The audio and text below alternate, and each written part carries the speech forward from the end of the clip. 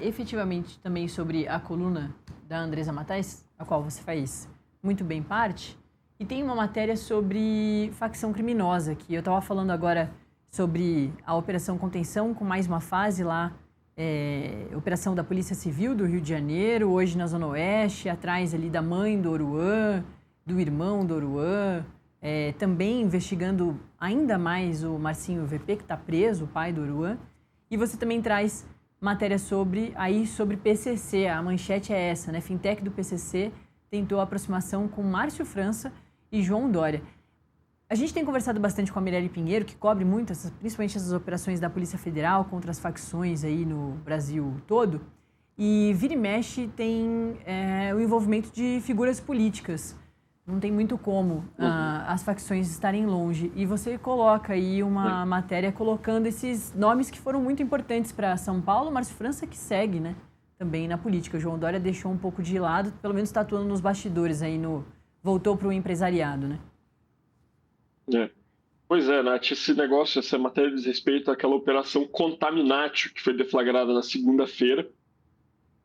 E aí, o que acontece? Um dos presos nessa operação é um ex-vereador de Santo André chamado Tiago,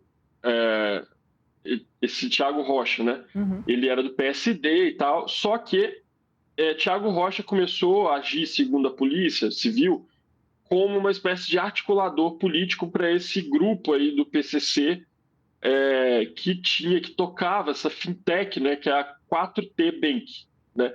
Então, a 4T Bank ela procurava entrar em várias prefeituras para trabalhar a parte de emissão de boletos, de arrecadação de impostos, e aí se apropriar justamente desse volume, né, de recursos que passa pelos cofres públicos, Nath.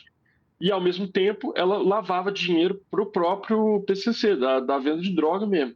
Então, assim, o esquema realmente era brilhante, né? Porque você usaria as prefeituras para dar a legitimidade, para dar movimentação para a sua fintech e, ao mesmo tempo, para lavar o dinheiro da droga. Então, quando o órgão de controle fosse olhar, ele ia ver, não, tem um fluxo grande aqui, mas é porque essa fintech gerencia os boletos da Prefeitura de Campinas, de Mogi das Cruzes, de Santo André, de Santos, enfim. Então, e aí nesse bojo, esse Tiago Rocha, esse vereador, ele, num dado momento, ele faz um relatório de atividades ali da articulação política dele. E aí ele diz lá que já fez uma reunião no Palácio dos Bandeirantes, na gestão do João Dória, né? Isso aí é fevereiro de 2021, né? Então ele diz que já fez uma reunião no Palácio do Governador com o assessor lá, qualquer da Secretaria de Desenvolvimento Econômico, e que quer fazer uma reunião, vai tentar uma reunião com o Dória, com o próprio Dória, né?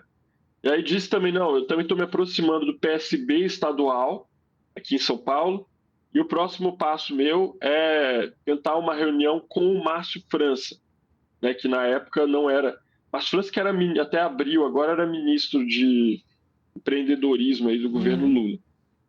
E aí ele diz, não, eu vou tentar uma reunião com o Márcio França para aproximar do PSB, para poder ir escalando a nossa operação dentro das prefeituras. Assim, é assustador.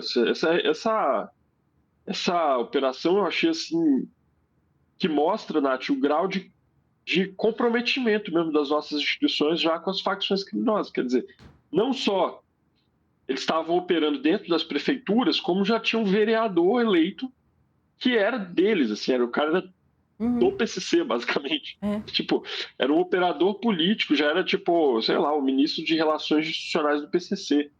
Então, assim, mostra que a infiltração do crime organizado nas instituições, ela é, assim, suprapartidária, né? Porque você vê aí, tem gente do PSB, mas tem também um tucano, tem menções a pessoas do Partido Novo, tem menções a uma pessoa do Podemos, enfim, do Republicanos, prefeitos de diversos partidos, né? Mostra uma coisa ecumênica mesmo, assim, e assustador o nível de penetração das facções, né?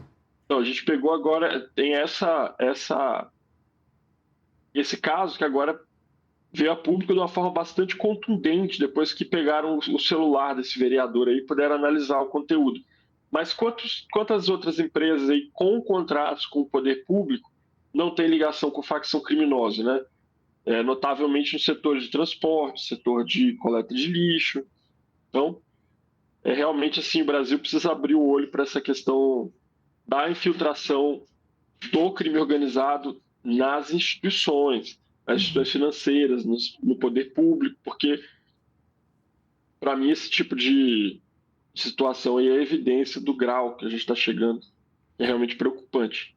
E É, assim, eu falei com o João Dória ontem e com o Márcio França, eles disseram, não, a gente nunca cheguei, o Dória falou simplesmente nunca ocorreu essa reunião, e o Márcio França também disse que nunca ocorreu a reunião, e disse que isso, o ônus de você ser conhecido politicamente é esse, porque as pessoas começam a te mencionar nos lugares, mas que ele mesmo nunca conheceu essas pessoas, nunca teve nenhum contato, e de fato o relatório diz apenas que esse Tiago, esse operador político do PCC, ele organizou, ele planejou fazer esses contatos, mas não tem nenhuma evidência de que ele tenha feito realmente, né? uhum. Então, aparentemente, é uma coisa que não veio a se concretizar.